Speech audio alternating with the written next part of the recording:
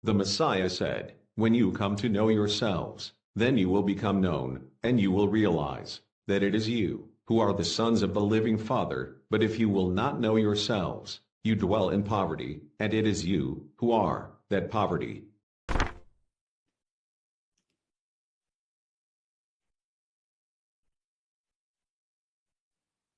Magandang umaga mga kapatid. Happy Sabbath and Shalom. Pasensya na hindi kagad ako pumasok kasi I'm waiting for Priest Senin because it's his turn. But anyway, napakaganda ng mensahe ni Priest Rob. It is about the covenant as a key na ibinigay. So, gusto kong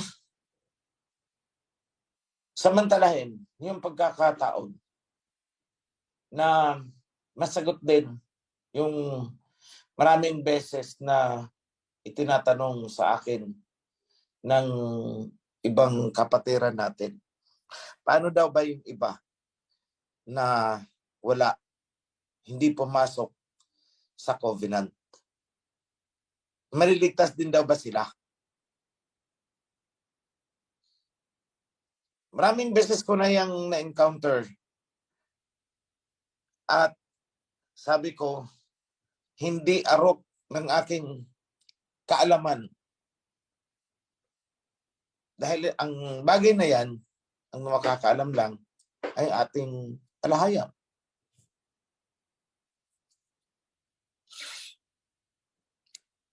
Ngunit, ipapahayag ko ay isang kuro-kuro lamang. Parang sariling pag-aanalisa. Hindi ako nagsasalita in behalf of the alahayam. So ulitin ko sa inyo, ito'y sariling aking lamang bilang pag-aanalisa. At hindi ito galing sa alahayam. Ibig sabihin, hindi ko nire-represent sa salitang ito ang alahayam sapagkat ito'y aking sariling pag-iisip. Kumbaga, thinking aloud. Ganun. So, sa akin mga kapatid, may nabasa ako dyan, nasusulat, you will be judged according to your deeds. Kaya ako na-trigger kagabi. Ngayon, kasi kagabi, habang binubusisi namin ang Book of Ezekiel, nadaanan namin yung the son will not die for the sin of his father, and the father shall not die for the sin of his son.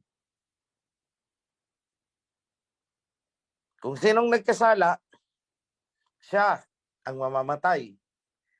Then ibinigay na example.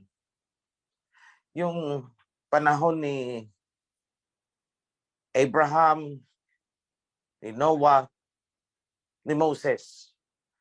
Yung sabi ng alahayam is, sa pagdating ng judgment at pagpaparusa, kahit pa daw yung tatlong pinaka-righteous na mga tao, yan, sina Abraham, sina Moses, Noah, kahit pa daw naandyan sila, hindi nila kayang iligtas yung mga anak nila kung ito man ay masasama. None of them can save their son or their daughter. So yan ang ibinigay na example. Ngayon, pagdating naman sa Exodus, merong nasusulat na may kasalanang damay-damay. Nagkasalang isa, damay ang lahat. Napansin nyo mga kapatid, nung si, if I recall it right, si, was it Nadab? I'm sorry, I'm poor on names. Yung nagnakaw ng treasure mula sa nakuha nila sa Jericho. It's at the tip of my tongue. But anyway. Tapos, lumusob ang mga Israelites sa pagkikipaglaban at ang daming natalo. Natalo sila. Daming namatay. So, iyak-iyak itong mga Israelites. Aba, bakit mo kami pinabayaan? Ang sabi ng Aba, kasi meron sa inyong gumawa ng hindi maganda. So, pinarusahan ba sila ng panahon na yun? Bakit namatay ang iba?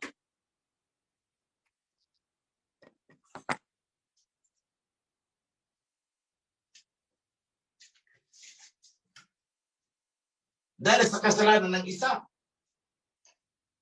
Ang sabi, walang mamamatay dahil sa pagkakasala ng iba. Ang anak hindi mamamatay dahil sa pagkakasala ng ama. Ang ama hindi mamamatay sa pagkakasala ng anak. At meron pa dyan sa Ten Commandments na down to the third and fourth generation.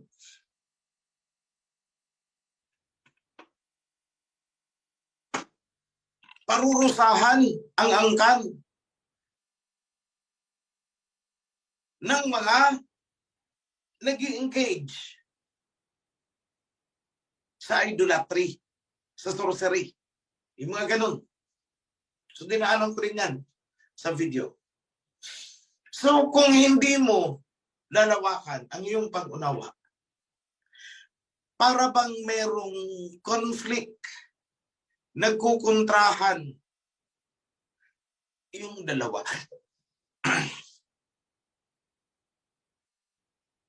So, ano nga ba yung tama?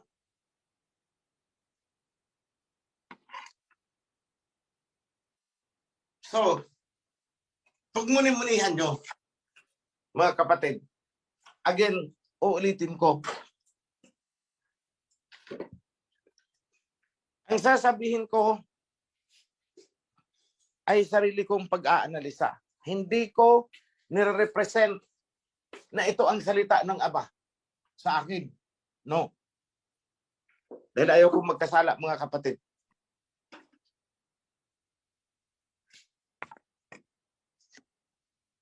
Para sa akin, walang conflict ang dalawa. Na down to the third and fourth generation. At saka yung kay Ezekiel, na the father does not die for the sin of his son. Wala pong conflict. O paano nangyari yun?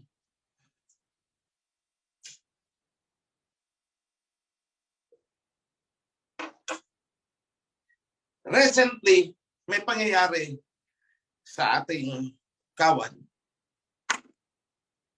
na sabihin na natin, yung tatay niya ang nagkamali. Pero bakit yung anak, hindi ko tinagpas? Tanging yung tatay lang ang tinagpas ko.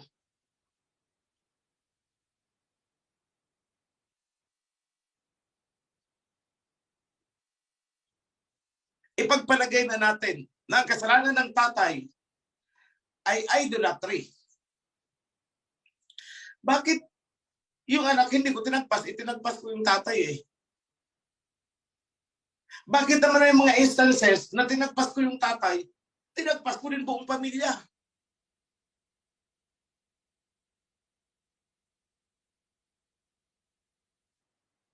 unjust ba ako or unfair yung pagdedesisyon ko? Huwag niyong iisipin mga kapatid na may palakasan sa akin. Huwag niyong iisipin yan. Ito, malakas ito. Kaya tinagpas yung tatay, yung anak hindi tinagpas kasi palakasan lang yan. Kung sinong malakas kay Operio, yun, hindi natatagpasin yun. Pag hindi ka dikit dyan, tagpas ka. Kahit wala kang kasalanan. Hindi po tayo ganun. So sasagutin ko yung tanong ngayon. Kasalanan ng tatay, bakit pati ang anak, ang pamilya, tinagpas ko din sa kawan? Sa isang sitwasyon yun. Sa pangalawang sitwasyon naman, tinagpas ko ang tatay, hindi ko tinagpas ang anak. Inconsistent ba? Hindi. Sapagkat ang Torah, nung naiaayos natin, lalong inaayos natin, ay lalong lumilinaw. Ganito po yun. Ang sabi ni Prophet Ezekiel, paborito ko ito si Prophet Ezekiel kasi may sinulat yan. Woe to the foolish prophets who rely on their own belief, on their own knowledge, and have seen nothing. So, kapag pala naayos mo, na-resolve mo yung mga bagay-bagay ayon sa Torah, ayon sa covenant, hindi ka foolish prophet. Pag hindi mo naayos, foolish prophet ka. Kung ikaw ay nagtuturo, yet hindi mo ma-action yung mga ganon. But anyway, I'm not lifting up my own sin. So, yung iba dyan, ano ba talaga? King, sagutin mo na. Pinaligoy-ligoy mo eh. Di, mga kapatid, minsan lang tayo magkasama-sama sa isang linggo. Kaya medyo binibitin-bitin ko kayo. Pero, eto na mga kapatid.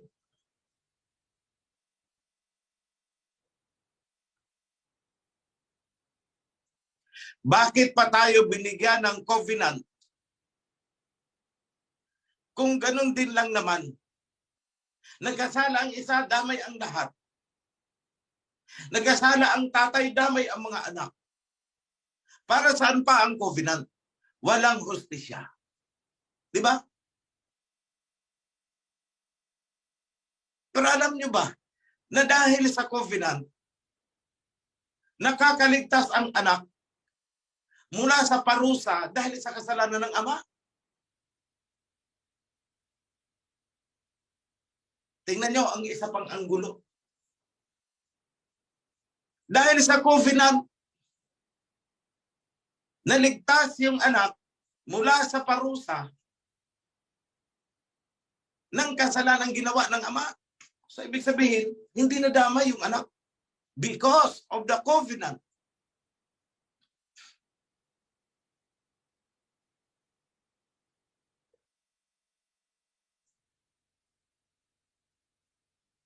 Dalawa ang nagkokontrahan sa paningin ng iba. Yung isang pananaw, yung isang sinasabi, isang pangunawa, damay-damay. Anak, kasalanan ng tatay, damay hanggang 7 generation and so on. Meron naman dito sa kabilang nakasulat, hindi ko idadamay ang mga anak sa kasalanan ng ama. Ano ba talaga? What makes the difference sa action? Sa judgment? It is the covenant.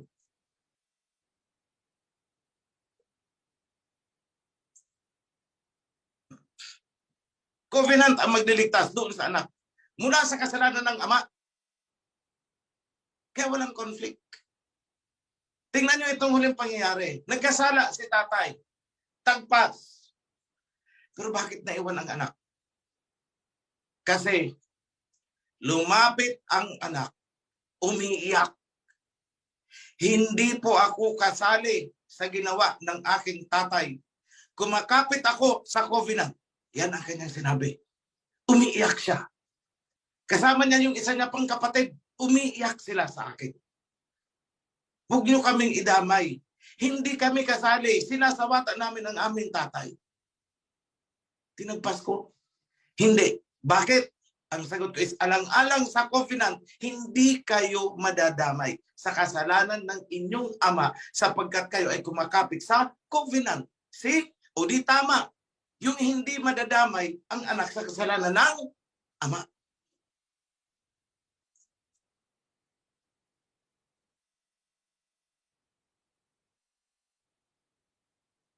E paano naman yung sinabi na down to the fourth generation? Damay. Pinarusahan ang ama.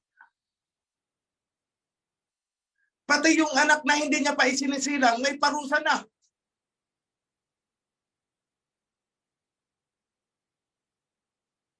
Hindi pa isinisilang ha, may nakaabang ng parusa.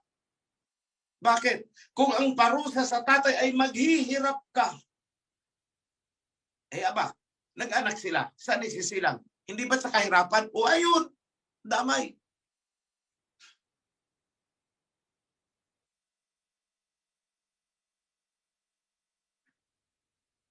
Kung ang parusa sa ama ay kamatayan, may isisilang pa bang anak? Wala na. Wala nang generation. Hindi lang hanggang 4 na henerasyon mula sa kanya. Ilang henerasyon pababa, wala na. Tapos ka na. Tapos na ang bloodline mo. So tama ulit ang Torah.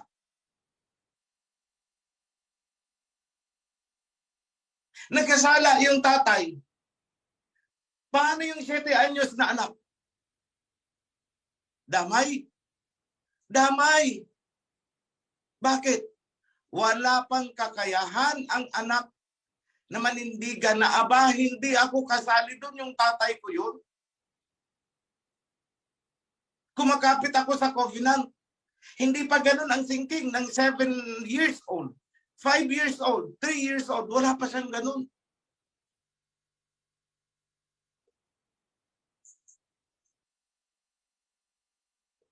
Ang sa kanya, kung saan ang tatay niya, doon siya. So damay, madadamay talaga. Pero kung siya mismo lumabas, ay di hindi siya damay. Nakita niyo ang dalawa. Yung isa, kasalanan ng tatay, damay pababa hanggang yung anak. Dahil sa parusa, damay. Bakit?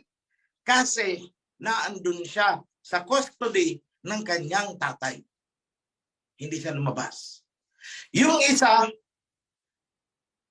nakagawa ng kasalanan ng tatay, lumabas yung anak sa custody ng tatay. Ikaw na lang, ayokong makisali dyan sa gawain mo. Kaya naligtas. So may double standard? Wala po.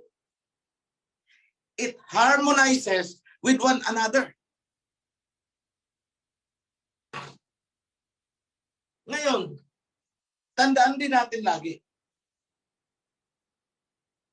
na halimbawa ang parusa sa tatay ay isang sakit. Madadami pa yung mga susunod na mga anak? Yes.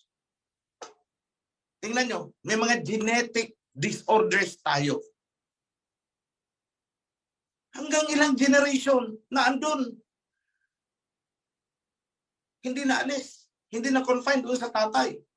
Nagsimula sa kanya, paglabas ng anak niya, baon na dahil kumapit sa kanyang flesh yung parusa. Ilang generation bago ulit makorek ang anomaly. So damay. So let me put it this way.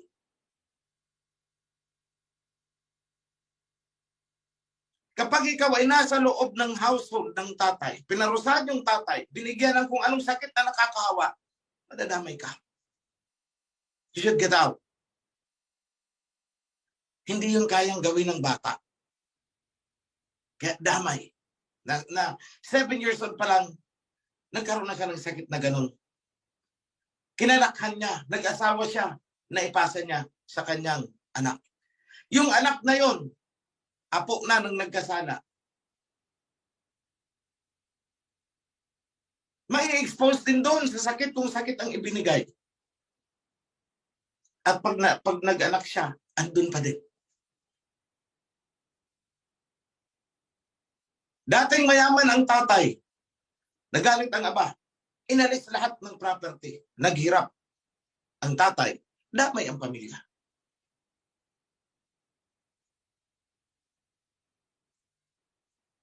So yung anak niya, mahirap. Yung magiging anak nun, mahirap din. Yung magiging anak ng anak nun, mahirap din. Bakit? Kahirapan ang minana mula sa tatay. Kasi nagkasala yung kanilang ninuno. Parang sa atin ngayon. Hindi ba tayo naghirap din? Ilang generations? Bakit? Pinarusahan kasi ang ating ninuno. Kaya tayo ngayon, nagdurusa. Damay. Hindi na tayo, personally, ang nagkasala.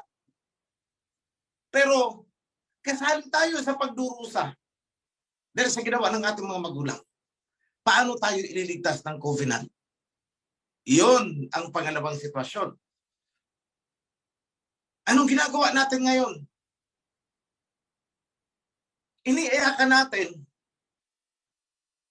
yung kasalanan ng ating mga ninuno. Patay na sila, hindi na sila makahingi ng tawad. Sino ang humihingi ng tawad ngayon? Tayo.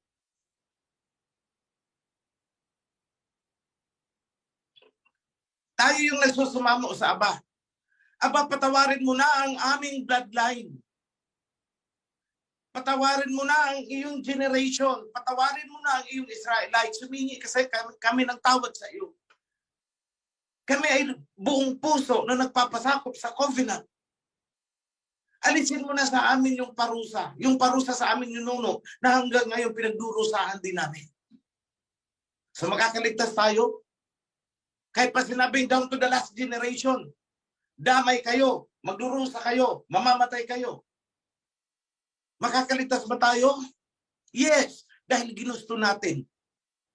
Ginagawa natin ang hindi nila ginawa noon. Balikan ko si Adam. Si Eve.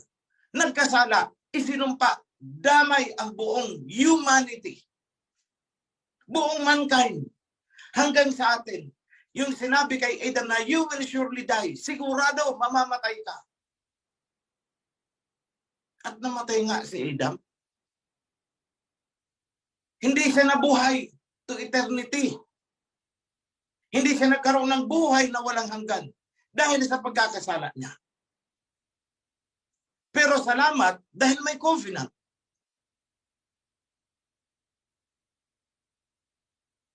Yun ang magliligtas sa atin. Yun ang lifeline na ibinigay ng Aba. Oh, despite kayo nagkasala at nalugmo kayo dyan, maglalaglag ako ng lubid. Ang sino mang kumapit dyan, makakaahon. That is the covenant. I hope mga kapatid, naintindihan nyo ang sinasabi ko. I-replay ninyo ito ng i-replay para maunawaan nyo. Nasa usaping ito, kung damay ba yung mga anak, at meron naman sinasabi sa kabila na hindi ko idadamay ang mga anak, nagkukontrahan. Sana maunawaan nyo ito. Because I simplified everything. What makes the difference? The covenant. Yun ang pinagkaiba. Yung nagkasala, bumitaw sa covenant. Yung anak, mga later generations, kumapit sa covenant. Yan po ang pinagkaiba. Mga ninuno natin, bumitaw sa covenant. Tayo ngayon, bumalik, kumapit sa covenant. Kaya kahit tayo ay nadamay, sa parusang ibinagsak sa ating mga ninuno, minana natin ang parusa, minana natin ang sumpa, mawawala tayo doon sa default na damay ang anak. Mawawala tayo doon. Why? Because of the covenant.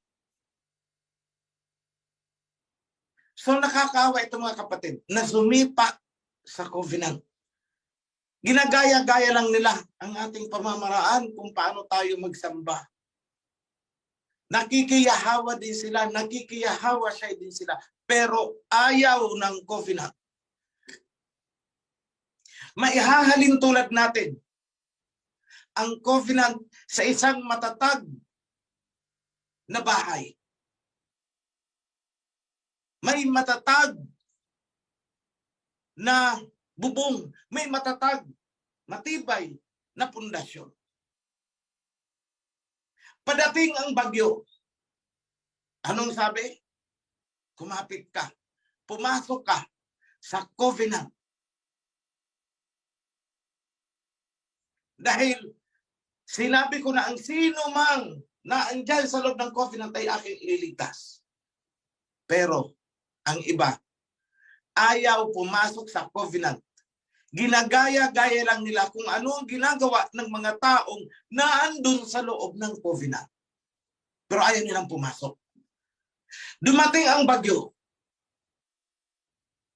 Yung mga totoong nasa loob ng covenant ay safe, ligtas. Yung mga nakikigaya-gaya lang, binagsakan ng kanilang mga bubong. That is the difference. Sabi nga ng ating Messiah, in that day, in the last days, many will come to me. Maraming lalapit sa akin at magsasabi, sa pangalan mo, kami gumawa din ng mabuti sa kapwa namin. Love, love, love, love. Sa pangalan mo, kami ay nagpagaling din ng mga may sakit. Sa pangalan mo, kami nagpalayas ng mga demonyo. Pero anong sagot? Anong isasagot ng Messiah? Lumayo kayo sa akin, sapagkat kayo ay wala dito sa aking listahan. Hindi ko kayo kilala. Ganon kasimple. Ganon kasimple.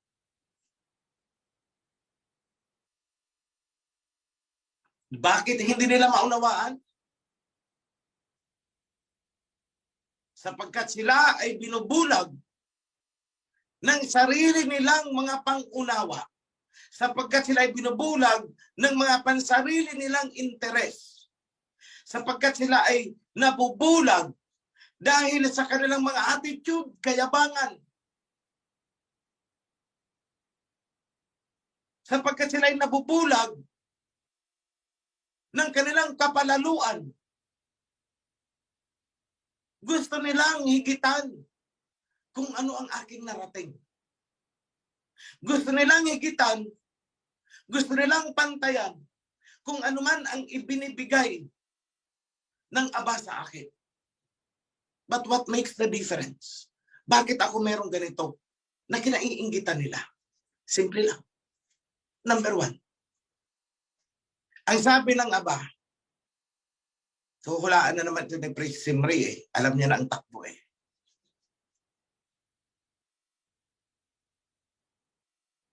Stop desecrating my Sabbath. Follow my commandments. Abide by my covenant. Yun ang tinutukoy doon. And I will let you ride the top of the world.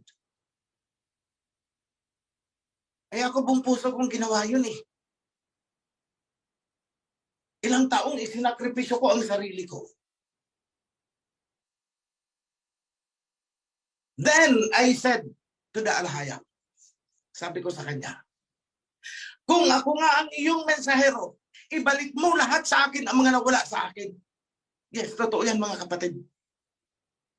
Although, nakahanda ako na, kung sa sidewalk ako, sa sidewalk. Pero teka lang, magkasubukan nga tayo. Baka mamaya, sarili ko itong pantasya. Sarili ko itong haka-haka or what? So, one time I prayed. Umiiyak ako.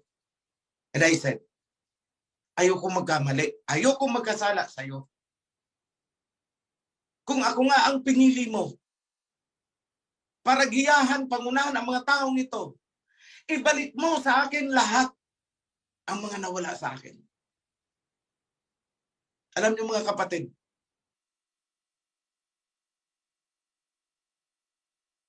times 3 ang ibinalik niya sa akin. Times 3 ang ibinigay niya sa akin. Ayoko na lang magsalita, but I am practically, kumpara sa pinanggalingan ko, masasabi ko na I am now riding the top of the world. Ako na ang tumatanggi. Let me tell you, noon, may isang tao, naandyan pa ang taong yan ngayon. Alam kong nakikinig siya. Sabi niya sa akin, bigyan kita. 2 million. Bahala ka na. Ibig sabihin, nasa sayo na kung ibulusa mo. Bahala ka na kung saan mo gagamitin. Wala pa namang project noon na, anong tawag dito? Wala pang project na pwedeng sasabi ko, ay dito ko lagay. Sige, bigyan mo ako kasi may tinatay. Wala pa ganun. Kung ako'y gahaman, susunggaban ko yun. At kakausapin ko yung tao na kinausap niya na iparating sa akin, huwag ka nang maingay. Ayan sa'yo ang 1 milyon, 1 milyon sa akin. Everybody happy. Kung ako'y gahaman. Pero ang anong isinagot ko, nandyan siya. Saan galing yung pera na ibinibigay mo? Kung hindi yan malinis, huwag mong ibibigay. At ako'y hindi naghahangad ng pera. Hindi ako nasisilaw sa pera kahit tambakan mo. Kahit tambakan mo ako ng 10 milyon, 200 milyon, billion pa man yan. I'm sorry. Hindi po nabibili ang aking prinsipyo. Bakit? Sapagkat ang prinsipyo na pinanghahawakan ko ay ayon sa covenant. Alam ko na, kapag ikaw ay nagkamali kay Aba, walang magagawa, walang saysay ang kayamanan mo. Bumili ka man ng higaan, yari sa ginto ang mga paananan ng iyong higaan. Nahiga ka, ang sarap ng tulog mo. Napakalambot na kutsyon, velvet ang kumot mo. Pero yun na pala, ang huling tulog mo, dahil matutulog ka na forever. Spiritually and physically. Nasaan ngayon ang kayamanan mo? Wala. Because this flesh accounts for nothing. What is most important is yung spiritual na aspeto ng ating buhay. How can we attain that? Walang ibang paraan. Covenant. Ganyan po kahalaga mga kapatid. Yung pakikipagtipan sa Aba. Gumawa tayo ng mabuti, sundin natin ang lahat, maging righteous tayo, ayon sa covenant laws. Kapag yun ang ginagawa natin, obligado ang Aba na ibigay niya kung anong ipinangako niya sapagkat hindi siya sinungaling. Pero yung iba dyan na gumagawa din ng mabuti, taos-puso din. Pero ayaw ng covenant. Anong isasagot ni King Yahushua? Bakit? May usapan ba tayo? May pangako ba ako sa'yo?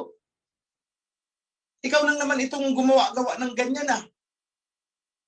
Wala naman, hindi naman ako magpagkondisyon sa'yo. May kontrata ba ako sa'yo? Wala. Sa kanila ako may kontrata.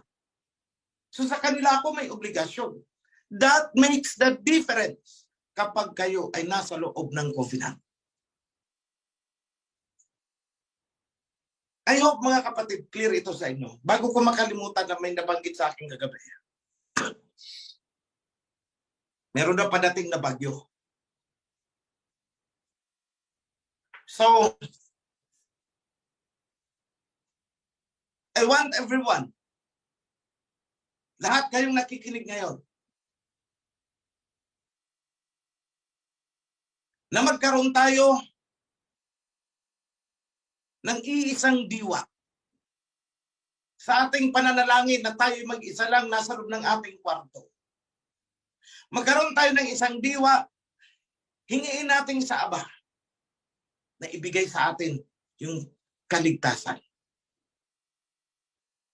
Hilingin natin na walang masasaktan sa sino man na nasa loob ng covenant. Ipinangako yan ng Aba. Ang sabi niya, libo man ang mamatay sa iyong kanan, libo man ang mamatay sa iyong kaliwa, sa iyong unahan, sa iyong likuran, pero iingatan kita.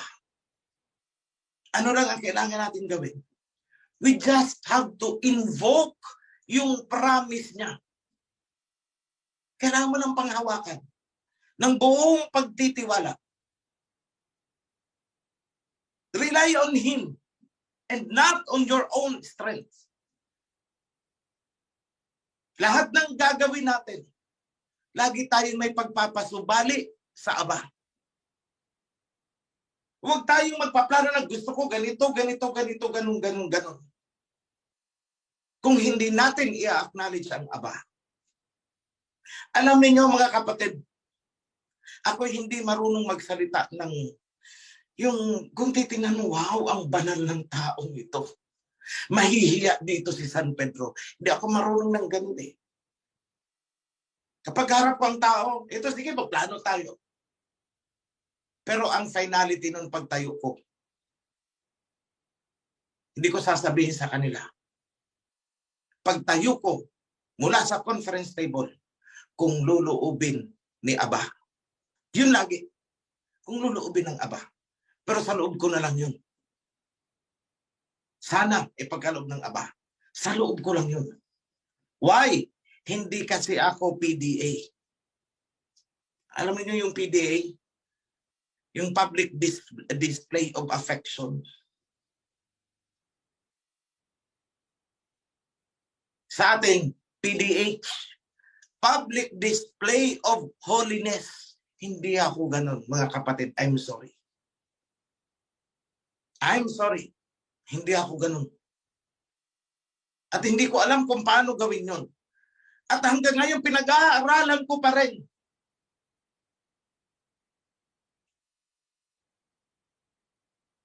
Sa lahat ng lesson, sa lahat ng itinuro ko sa inyo, ito ang pinakamahirap para sa akin. Paano ko pag-aralan yung pagbabanal-banalan na para akong santo? Hindi ko talaga alam gawin. Pinag-aaralan ko, pasensya na, pero hindi ko talaga kaya. Sapagkat kung ano ako, kung ano nakikita nyo sa akin, yun ako. Ang tanging nakakakilala kung ano talaga ang nasa loobin ko, lalo na kung hindi ko isinalita, ang tanging nakakaalam, walang iba, kundi ang Aba. Kahit pamilya ko, hindi alam kung anong kalooban ko, hindi nila ako kilala. Kahit yung kasama ko, kasabay pa kita kumain sa isang pinggan, hindi mo alam kung ano ang nasa pinakamalalim na kalooban ko. Taliwas kasi sa nakikita mong panglabas kong anyo.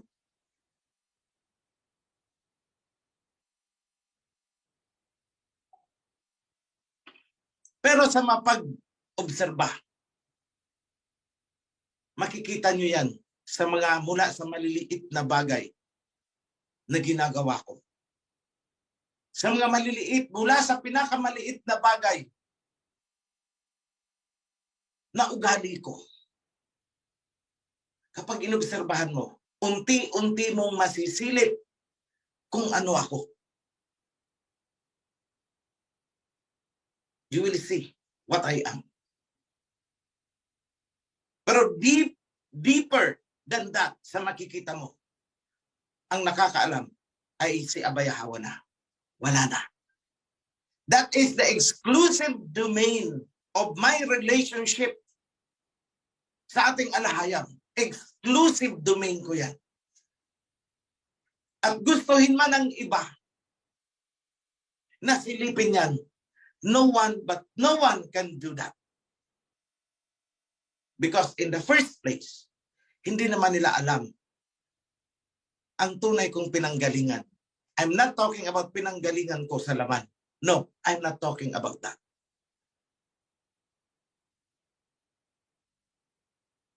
So mga kapatid, bago ko tapusin ang aking mensahe sa inyo, let me give you a brief update. Russia, nagpapa-call up na ng reinforcement of troops, 300,000 pina-call up. Why? Pinaghahanda ni Putin ang isang malakihang offensive. And kasama nun, sinabi niya, gagamitin ko lahat kung anong meron ako. Hindi ako nagbabluff sa inyo. The use of nuclear weapon is not a bluff. I will use everything in my arsenal.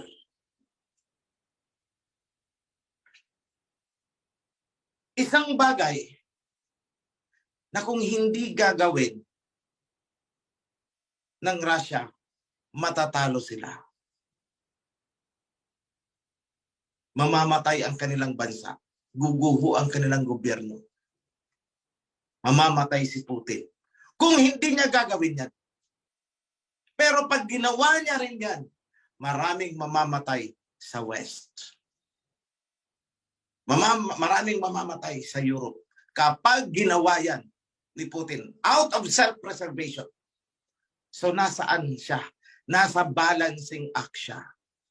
Buhay ko, buhay namin, o buhay ninyo? Yan ang tanong ngayon.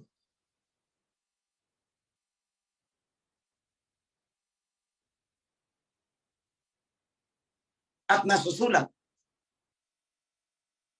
na matatalo ang two witnesses, mamamatay. Anong ibig sabihin? Mas gugusto nilang isakripisyo ang buhay nila. Hindi nila kakayanang pumatay on a wide scale ng ganun-ganun na lang. Magsi-self-sacrifice. But, ano ang sabi ng Aba? Muling papasok sa kanila ang buhay. At kapag nangyari yun, doon pa lang titira ng malakasan talaga ito. Ultimatum, walang bawian, mamamatay kayo. Yan ang napagtanto ko ngayon. Kasi sa kabila ng kaliwat kanang suntok, maraming nalagas sa Russia, pero hindi nila ginamit ang malalakas nilang weapon na kahit yung buong mundo ay kaya nilang biyakin itong planeta natin. Pag pinakawalan nila ng sabay-sabayan, mabibiyak ang ating mundo. Hindi nila ginawa. Last recourse. Ngayon, nahaharap si Putin sa ganung sitwasyon.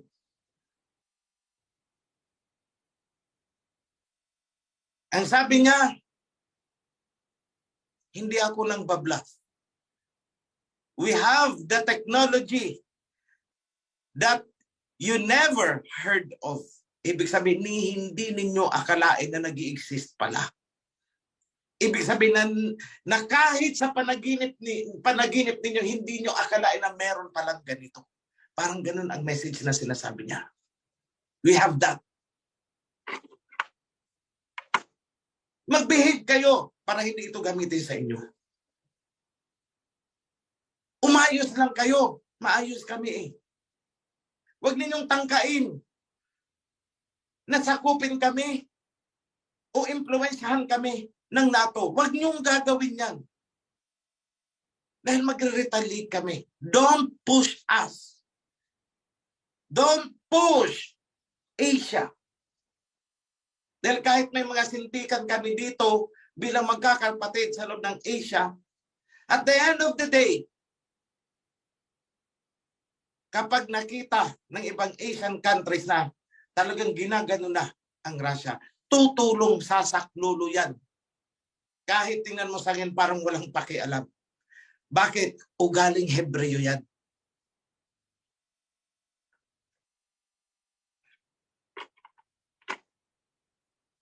Let me also warn you, ang daming lumalabas ng mga propaganda sa YouTube. Kung hindi nyo alam ang pinagmulan nito, madadala kayo doon sa propaganda nila na pinipaint nila na masamang tao ito si Putin. At ang mga anghel ay ang mga kano. Yan ang ipinipaint nila. Kaya kayo tuturuan ko ng simpleng pagkikilatis, kumbaga sa ginto. Simpleng pagkikilatis. Dito na lang sa bansa natin. Pinuntahan ba tayo para alipinin, sakupin ng mga Russians? Hindi. Sino ang pumunta dito? Mga Kastila, mga Kano. Hindi ba?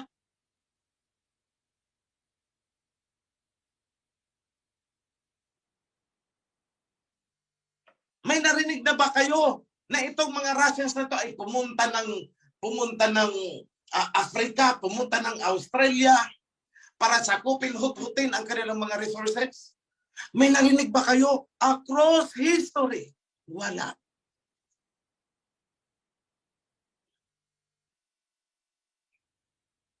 Malinis kung maglilista kayo, wala kayong maililista. Pero gawin nyo rin yan sa mga Kano. Pinuntahan ba tayo dito para alipinin, sakupin?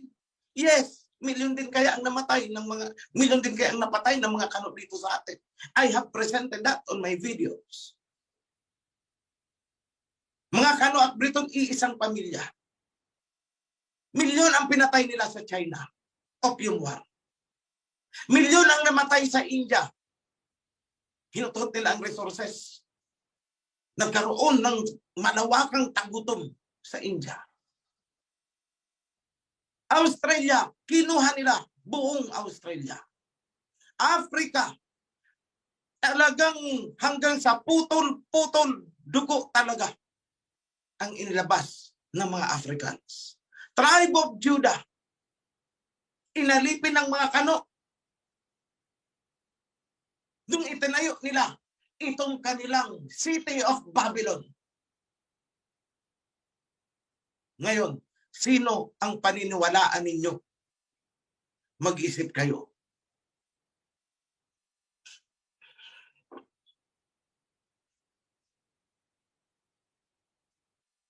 I want everyone to pray for Russia.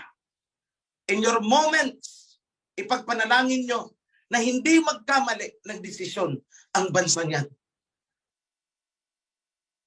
Dahil at the end of the day, marirealize ninyo na kailangan pala natin sila.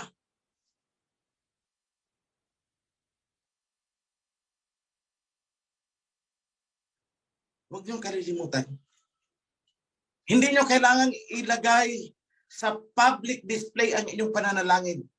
Kahit sa inyong kalooban lamang sa inyong sarili, sa oras ng inyong pananalangin, isabay nyo ang 2 witnesses. Ipanalangin ninyo na hindi kayo mapupulagan sa mga maling propaganda. I-spread din nyo sa inyong mga pamilya. Dahil alam ko marami dyan, maka-West. Ipakita nyo ang totoong nangyari sa history na hindi alam ng ating henerasyon ngayon. Diyan man lang, malaking maitutulong nyo. Hindi man kayo akto na nakikipagdigmaan doon para ipagtanggol ang Asian territory, ang Shemite territory. With that alone, malaking tulong yan.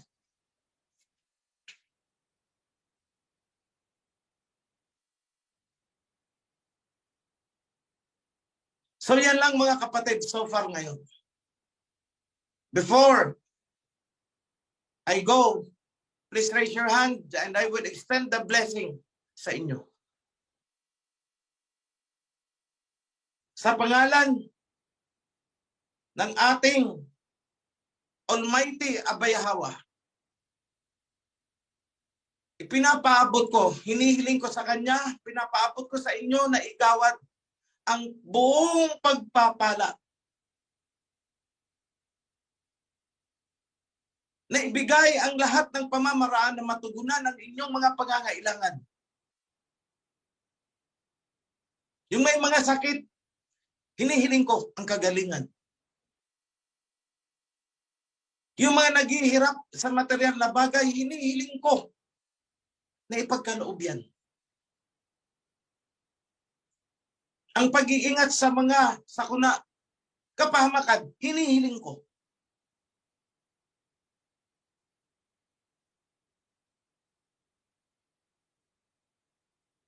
Hinihiling ko na ingatan ang buong kawan. Bigyan ng magandang kalusugan. Hindi man kayamanan, maging masaya tayo na tayo hindi salat na salat sa buhay. Hindi tayo humihingi ng labis-labis.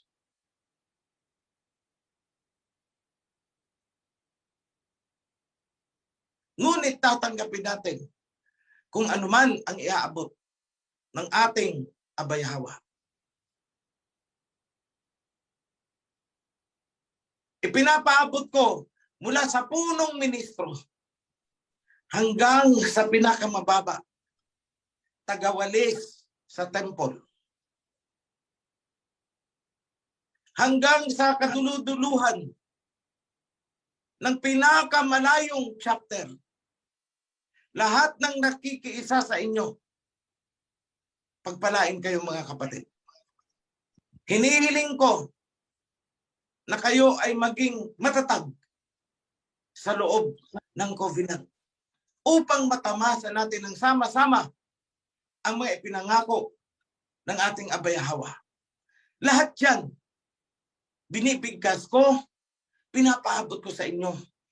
I invoke the promises ni Abayahawa sa pangalan ng kanyang anak, ang ating King Yahweh Shai, Yada Shanawa. Shalawa mga kapatid, Sabat.